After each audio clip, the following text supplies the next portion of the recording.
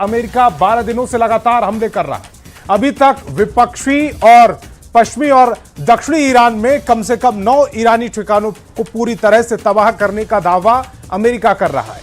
लेकिन अब खबर आ रही है कि ईरान अरब देशों के उन तेल भंडारों पर हमला करने जा रहा है जो पूरे अरब को आग का दरिया बना सकते हैं। इधर ट्रंप ने हार्मोज पर कब्जा करने का ब्लूप्रिंट सेंटकॉम को भेज दिया है। अब देखना होगा कि अगले 24 से 48 घंटे में अमेरिका ईरान पर किस तरह और कितना बड़ा हमला करता है।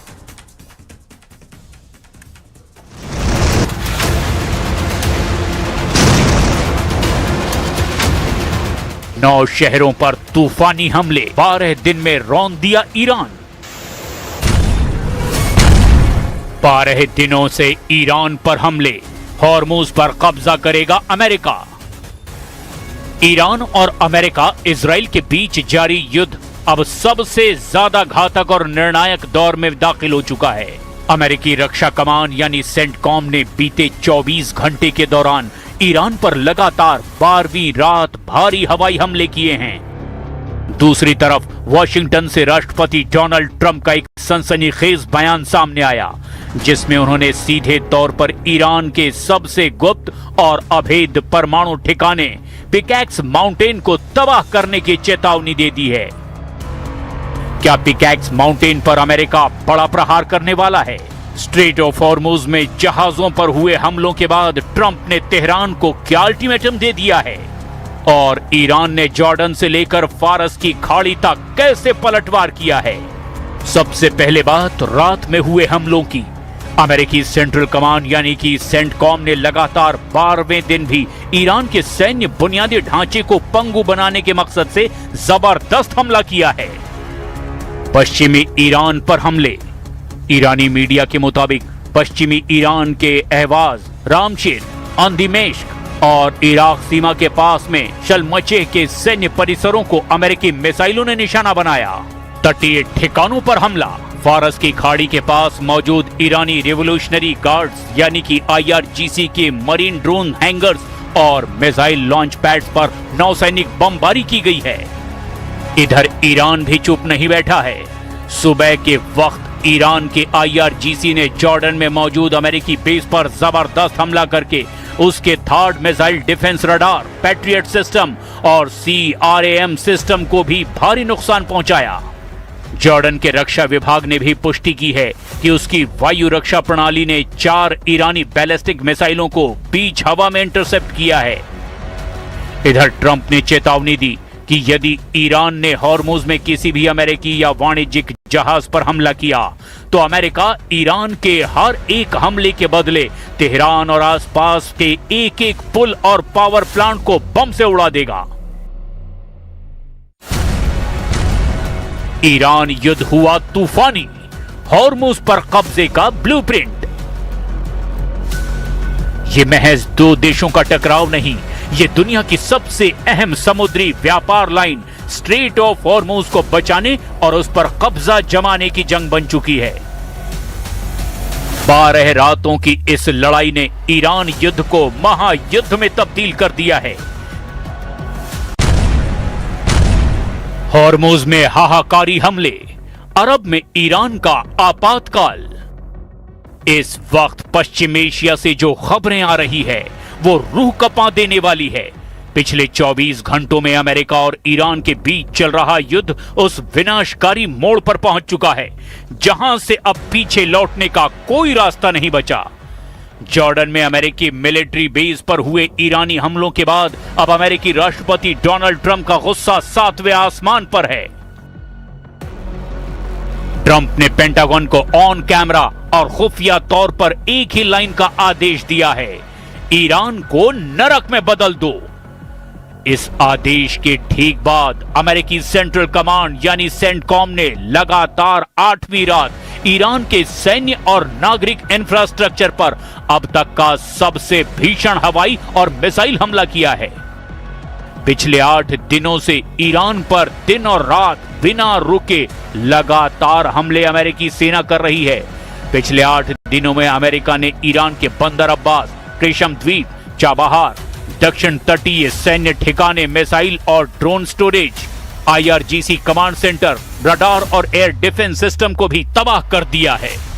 यहां किए गए हमलों से सिर्फ नौसैनिक डॉकयार्ड ही नहीं, बल्कि बंदर खमीर से जुड़ने वाले रेलवे स्टेशन और मिलिट्री लॉजिस्टिक्स डिपो को भी जमींदोज कर दिया गया है। बात अगर चाबहार पोर्ट की करें तो अमेरिकी सेंट्रल कमांड यानी कि सेंटकॉम ने वहां के शाहिद कलंतारी टर्मिनल के मैरीटाइम कम्युनिकेशन और सर्विलांस टावर को मलबे में तब्दील कर दिया है, जिससे इस तटीय इलाके में भयंकर बिजली संकट और ब्लैकआउट की स्थिति पैदा हो गई है।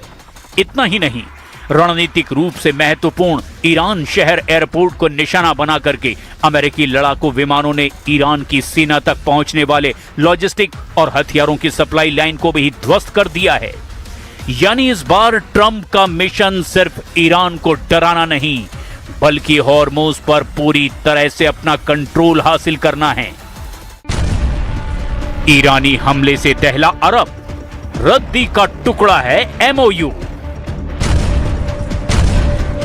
ईरान के साथ रूस चीन होकर रहेगा तीसरा विश्व युद्ध। जॉर्डन में अपने सैनिकों की मौत से तिलमिलाए डोनाल्ड ट्रंप ने अमेरिकी जनरल को फ्री हैंड दे दिया है, लेकिन यही वो मोड़ है जहां युद्ध एक वैश्विक विनाश का रूप ले सकता है।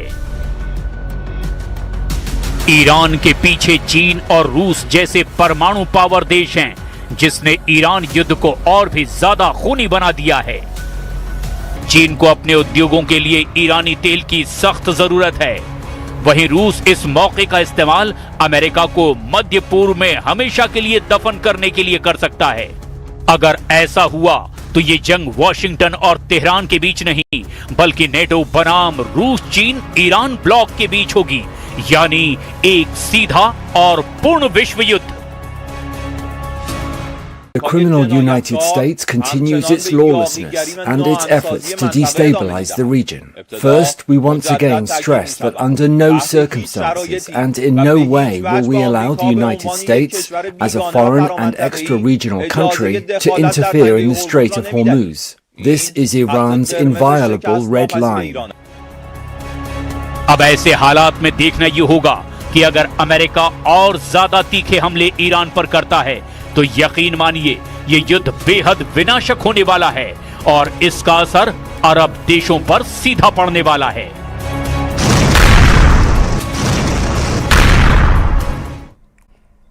युद्ध में अब यूक्रेन की भी एंट्री हो चुकी है। जो खबरें और दावे सामने आ रहे हैं वो हैरान करने वाले हैं। खबर यह है कि ट्रंप और जेलेंस्की ने ईरान युद्ध को लेकर एक गुप्त डील की है, जिसके तहत अब जेलेंस्की यूक्रेन के गुप्त हथियार ईरान को तबाह करने में जुट गए।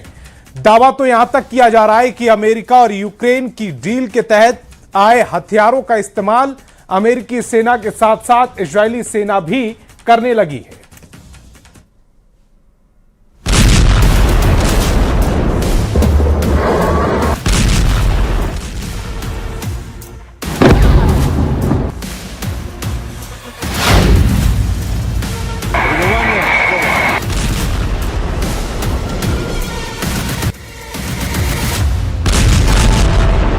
अट्ठाईस फरवरी 2026 से आज तक अमेरिका और इजराइल ईरान के परमाणु ठिकानों को पूरी तरह से नष्ट नहीं कर पाए हैं।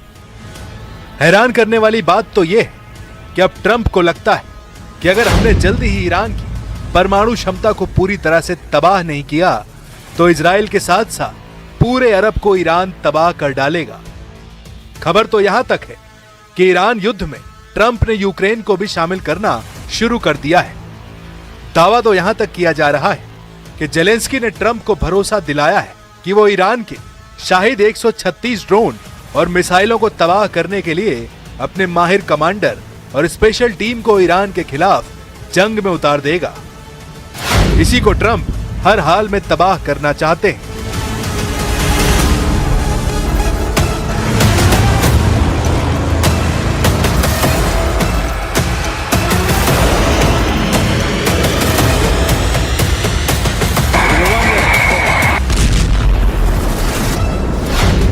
पिकैक्स को कर देंगे तबाह, ट्रंप का परमाणु मिशन। वॉशिंगटन में राष्ट्रपति ट्रंप ने दो टूक कहा है कि हम बहुत जल्द उस इलाके पर भारी प्रहार करने जा रहे हैं। वॉशिंगटन का लक्ष्य ईरान में सत्ता परिवर्तन करना नहीं, बल्कि ईरान को पूरी तरह परमाणु मुक्त बनाना है। हार्मुज पर ईरान का नियंत्रण पूरे विश्व बाजार के लिए एक खतरनाक मिसाल बनता जा रहा है।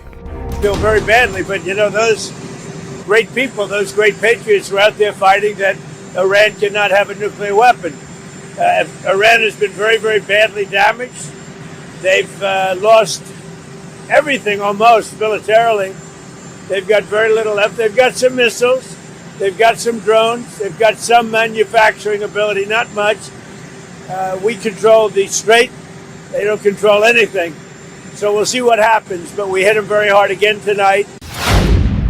ईरान की तबाही के लिए अमेरिका यूक्रेन की सीक्रेट डील 12 रातों से ईरान पर बमबारी कर रही है, लेकिन अब वॉशिंगटन और कीव के बीच एक ऐसी खबर निकलकर सामने आई है जिसने पूरी दुनिया की सैन्य रणनीति को हिलाकर रख दिया है और आसमान पर कब्जा करने के लिए यूक्रेन से नई सैन्य तकनीक सीखने का फैसला कर लिया है।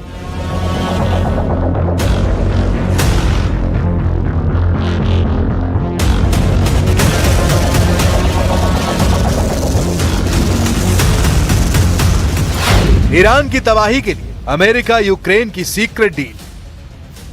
ट्रंप और यूक्रेन सीक्रेट डील के नए खुलासे से आप हैरान रह जाएंगे। यूक्रेन की सबसे खूंखार मगुरा ड्रोन बोट और एंटी ड्रोन इंटेलिजेंस अब अमेरिकी नौसेना का हिस्सा बनने जा रही है। यूक्रेन की ये तकनीक ईरान के लिए काल बनने वाली है। हार्मुज में ईरान की सबसे बड़ी ताकत उसकी छोटी, बेहद तेज और सुसाइड हमला करने वाली बोट्स है। ईरान इन्हीं के दम पर अमेरिकी युद्धपोतों को धमकाता रहा है, लेकिन अमेरिका ने इसका जो तोड़ निकाला है वो यूक्रेन से होकर आता है। अमेरिका और यूक्रेन के बीच मगुरा ड्रोन बोट्स को लेकर एक बड़ी डील और तकनीकी साझेदारी हुई है।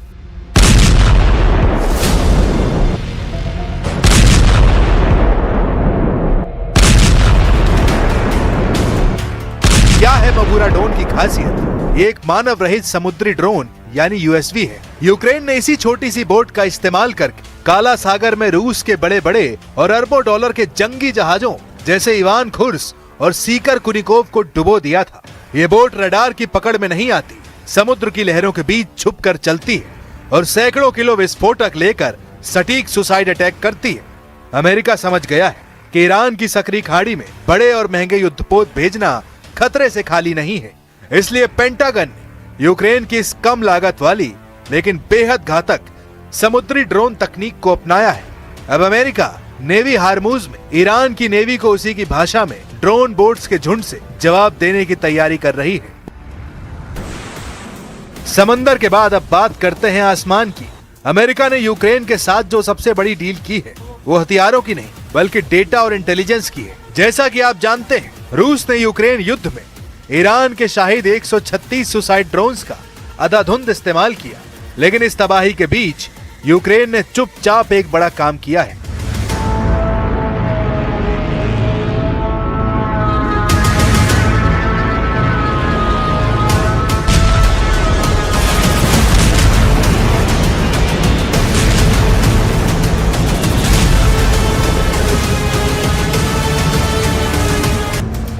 ईरान की तबाही के लिए ट्रंप और यूक्रेन की एक खतरनाक डील ईरान के उस घमंड को तोड़ने के लिए की गई है जो वो अपनी ड्रोन पावर और तेज स्पीड बोट्स को लेकर करता रहा है। अमेरिका अब ईरान को उसी के हथियारों से उसी के समंदर में मात देने की तैयारी कर चुका है। अब देखना होगा ईरान ट्रंप की इस यूक्रेनी चाल की काट क्या निकालता है।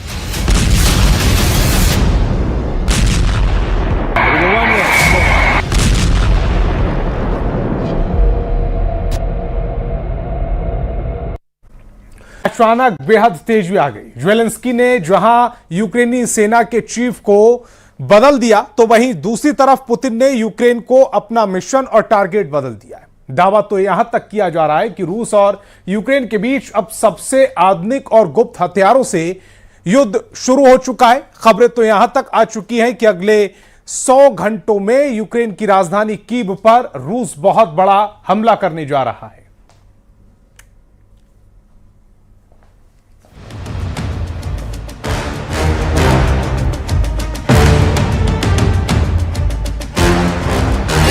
ज़ेलेंस्की ने बदला जनरल, पुतिन ने बदला टारगेट। जंग में उतरा जेलेंस्की का जल्लाद, सिरस्की की छुट्टी, द्रपाती की एंट्री। दावों के मुताबिक यूक्रेन के राष्ट्रपति व्लादिमीर जेलेंस्की ने जबरदस्त प्रदर्शनों और सेना के भीतर बढ़ती नाराजगी को देखते हुए commander in chief general Alexander Syrskyi को बर्खास्त कर दिया है। मिखाइलो द्रपाती को यूक्रेन का नया सेना प्रमुख नियुक्त किया गया है। अब आप ये जान लीजिए कि आखिर क्यों जेलेंस्की को ये बड़ा कदम उठाना पड़ा।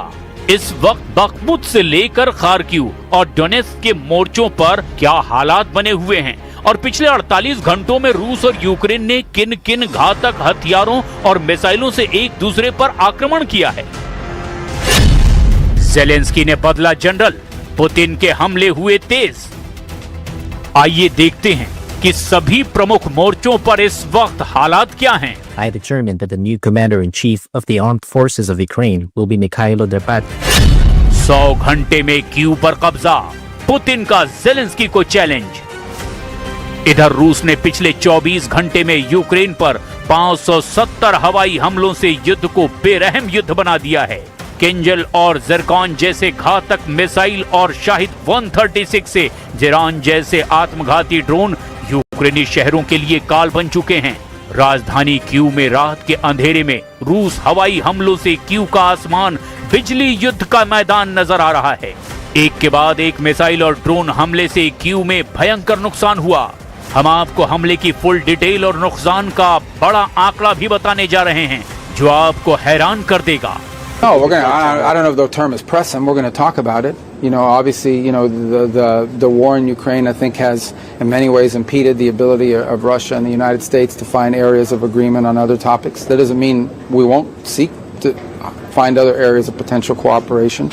But by the same token, you know, we'd like to see that war come to an end. We think it would be good for Russia if that war came to an end. Kyiv पर कब्जा, युद्ध का केंद्र Pokrovsk. Ukraine ने रूस में 2 से 3 हजार किलोमीटर अंदर घुसकर अपनी लॉन्ग रेंज के ड्रोन और फ्लेमिंगो क्रूज मिसाइलों से हमला करके रूस की तेल सप्लाई और उत्पादन को लगभग ठप कर दिया है। लेकिन यूक्रेन ये भूल गया कि जब रूस पलटवार करेगा तो उससे यूक्रेन को बेहिसाब दर्द होगा, नुकसान होगा। शायद यूक्रेन को रूस का घातक हमला करना बेहद भारी पड़ रहा है। यूक्रेन ने रूस के खिलाफ क्रीमिया प्रायद्वीप पर दबाव बहुत ज्यादा बढ़ा दिया है। यूक्रेनी सेना रूसी सेना की रसद के मुख्य केंद्रों को तबाह करने में जुटी है।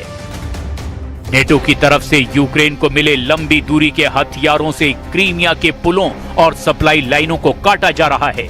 2026 के शुरुआती महीनों में नेटो की नई हथियारों की खेप मिलने के बाद यूक्रेन ने दक्षिणी यूक्रेन और पश्चिमी जापोरेजिया में कई इलाकों को दोबारा आजाद कराकर पुतिन की अग्रिम सेना को पीछे धकेला। लेकिन अब हालात तेजी से बदलते नजर आ रहे हैं। जरा देखिए ये कैसे हो रहा है। इन 2 तस्वीरों और उनके आंकड़ों पर नजर डालिए। यूक्रेन ने हाल के हफ्तों में रूस के भीतर घुसकर रूसी रिफाइनरियों को बुरी तरह से तबाह किया है। रूसी ड्रोन हमलों की वजह से रूस में पेट्रोल डीजल की भारी किल्लत हो गई है। व्लादिमीर पुतिन ने खुद स्वीकार किया कि वे इस संकट से निपटने के लिए भारत जैसे देशों से तेल आयात करने और घरेलू एक्सपोर्ट पर बैन लगाने को मजबूर हुए हैं। लेकिन कीव पर रूस के ताजा हमलों से जेलेंस्की और उनकी सेना के कमांडर भी सकपका गए हैं। यूक्रेन ने नए सिरे से निकासी के आदेश जारी किए हैं क्योंकि यूक्रेन के नए कमांडर इन चीफ ने दावा किया कि रूसी राष्ट्रपति व्लादिमीर पुतिन ने जनरल स्टाफ को अब कीव पर ज्यादा हमला करने के निर्देश दिए हैं। यूक्रेनी अधिकारियों का मानना है कि रूस कई मोर्चों पर दबाव बनाए रखते हुए ब्रैंस्क क्षेत्र से एक नया अभियान शुरू कर सकता है।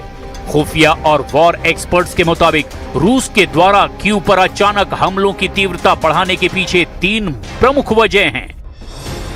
रूस के रक्षा मंत्रालय ने साफ कहा कि ये हमला यूक्रेन के द्वारा रूसी नागरिक और ऊर्जा बुनियादी ढांचे जैसे तेल रिफाइनरियों पर किए गए हमलों का खूनी बदला है। रूस ने पहले ही विदेशी राजनयिकों को कीव छोड़ने की चेतावनी दी थी। पुतिन का मकसद यूक्रेन के शीर्ष सैन्य कमांडरों और राजनीतिक नेतृत्व पर मानसिक दबाव बनाना है ताकि रणनीतिक केंद्रों को निशाना बनाते वक्त जेलेंस्की भारी दबाव में आ जाएं। रूस एक साथ दर्जनों ड्रोन, क्रूज और बैलिस्टिक मिसाइलें दाग रहा है ताकि कीव की सुरक्षा में तैनात पश्चिमी देशों के पैट्रियट जैसे महंगे एयर डिफेंस सिस्टम मिसाइलें खत्म होने के कारण फेल हो जाएं। अब ऐसे हालात में अगर यूक्रेन के नए जनरल मिखाइलो द्रपाती ने रूस पर और बेरहम हमले किए तो इतना तय है कि रूस कीव समेत पूरे पूर्वी यूक्रेन को मिसाइलों की आग में झोंक देंगे।